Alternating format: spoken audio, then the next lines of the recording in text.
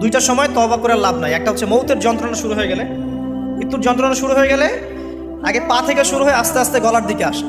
হাদিসে যেমনটা এসেছে, সূরা ওয়াকিয়ার মধ্যেও আছে যে পায়ের দিক থেকে যন্ত্রণা শুরু হয়ে আস্তে আস্তে আস্তে আস্তে এই গলার দিকে আসে, এবং আত্মাটা গলার এখানে যখন চলে আসে, এখান থেকে মালাকুল মউত আত্মাটাকে নিয়ে চলে যায়। এবং চোখ দিয়ে তাকিয়ে থাকে মানুষ, রুহটা চলে গেলে মানুষ চোখ দিয়ে তাকিয়ে থাকে। দেখবেন এই কারণে মৃত ব্যক্তি তাকিয়ে থাকে, চোখ খোলা থাকে। এবং তখন আসমান থেকে সিঁড়ি নামিয়ে দেওয়া হয়, ওই সিঁড়িতে করে আত্মা চলে যাচ্ছে, ও তাকিয়ে দেখে যে আত্মা চলে যাচ্ছে। এবং মানুষ মারা যাওয়ার পরে চোখ জীবিত থাকে অনেকক্ষণ। মেডিকেল সায়েন্স যারা পড়েছে তাদেরকে জিজ্ঞাসা করবে, মানুষ ডেড হয়ে গেলেও চোখ দেখবেন আরও কয়েক ঘন্টা, হয়তো আরও নির্দিষ্ট একটা সময় পর্যন্ত চোখটা কিন্তু জীবিত থাকে।